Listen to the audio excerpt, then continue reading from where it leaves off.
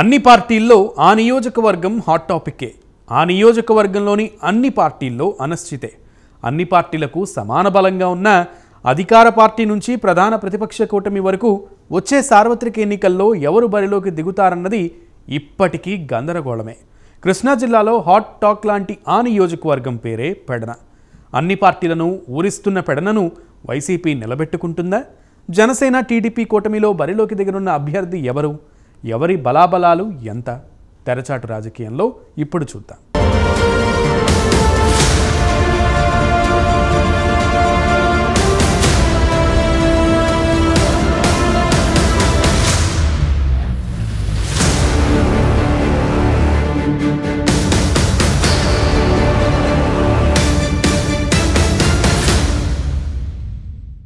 కృష్ణా జిల్లా పెడన నియోజకవర్గం ఉమ్మడి జిల్లాలో విసిరేసినట్టు ఉండే ఈ నియోజకవర్గం జిల్లాలోని అత్యంత వైశాల్యం గల నియోజకవర్గంగా పేరుంది. 4 మండలాలు పెడన పట్టణం కలిపి వైశాల్యం ఎక్కువే అయినా ఓటర్లు మాత్రం మిగిలిన నియోజకవర్గాలతో పోలిస్తే తక్కువే. పునర్విభజనలో భాగంగా ఏర్పడిన ఈ పెడన నియోజకవర్గం ఓటర్ల తీర్పు సైతం ఎప్పుడూ వినూత్నమే. ఇక్కడ 3 సార్లు సార్వత్రిక సమరం జరగగా ప్రస్తుత సిట్టింగ్ మంత్రి జోగి రమేష్ 2 సార్లు విజయం సాధించారు. టీడీపీ ఒకసారి పెడనను తన ఖాతాలో వేసుకుంది.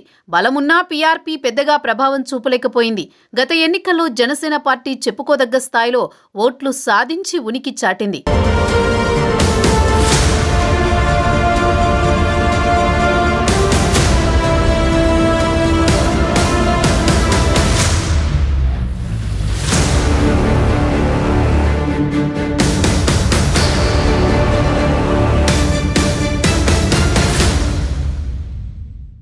కాపు బీసీ ఓటర్లు గెలుపు ఓటముల ఓటర్లు నిర్ణేతలుగా ఉన్న పెడనలో గత 3 ఎన్నికల్లోనూ గౌడ సామాజిక వర్గం తన పట్టు నిలుపుకుంది.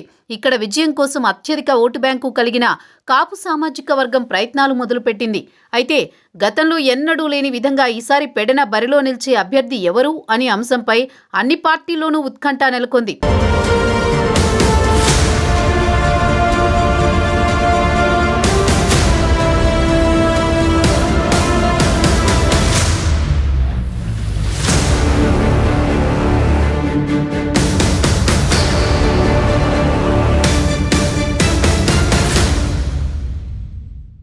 ఇకపోతే సిట్టింగ్ ఎమ్మెల్యే మంత్రి జోగి రమేష్ ఈసారి స్థానభ్రంశం కోరుకుంటున్నారన్న వార్తలు జోరందుకున్న నేపథ్యంలో ప్రస్తుత జిల్లా పరిషత్ చైర్మన్గా ఉన్న ఉప్పాల హారిక ఇక్కడి నుంచి వైసీపీ అభ్యర్థిగా బరిలోకి దిగేందుకు ప్రయత్నాలు మొదలుపెట్టారు.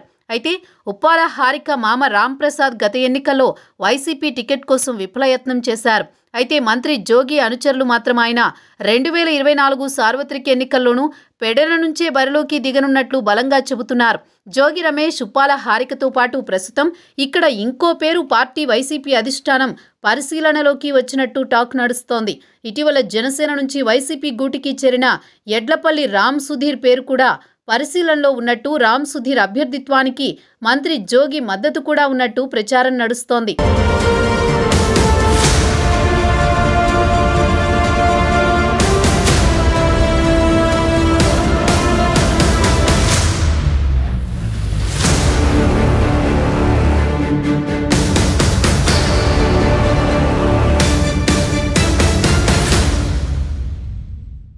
అటు జనసేన టీడీపీ పెడన నుంచి వైసీపీకి ధీటుగా ఉమ్మడి అభ్యర్థిని బరిలోకి దించేందుకు సిద్ధమవుతున్నాయి.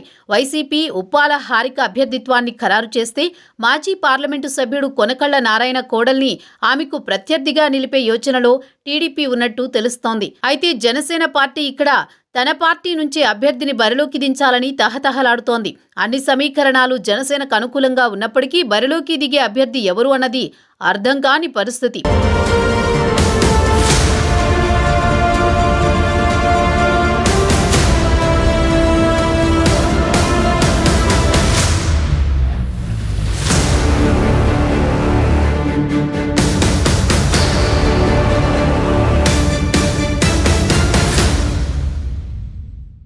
ఇటీవల జనసేన పార్టీని వీడిన యడ్లపల్లి రామ్ సుధీర్ సీటు కోసం తీవ్రంగా ప్రయత్నించి వైసీపీ గూటికి చేరిపోయారు.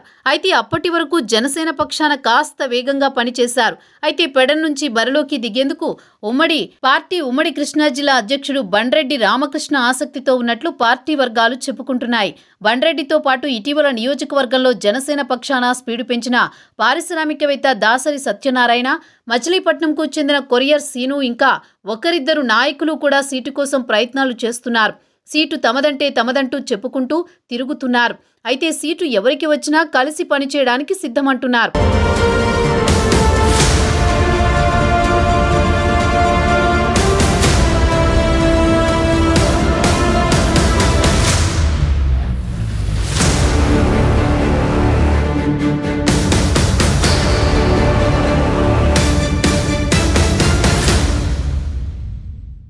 ప్రధాన పార్టీలు బరిలో నిలిపే అభ్యర్థుల సామాజిక కోణాల కంటే ఈసారి ఉమ్మడి అభ్యర్థి ఎవరవుతారు అన్న అంశం మీదే గెలుపు ఓటములు డిసైడ్ అవుతాయని రాజకీయ విశ్లేషకులు చెబుతున్నారు. వైసీపీ కాపు అభ్యర్థిని పరిగణలోకి తీసుకుంటే జనసేన టీడీపీ ఉమ్మడి అభ్యర్థిగా అదే సామాజిక వర్గానికి అవకాశం ఇస్తుందా లేదా బీసీని బరిలో నిలుపుతుందా వేచి చూడాలి. అదే సమయంలో బలమైన నియోజకవర్గాన్ని టీడీపీ జనసేనకు వదులుకుంటుందా లేదా అన్నది కూడా తేలాల్సి ఉంది.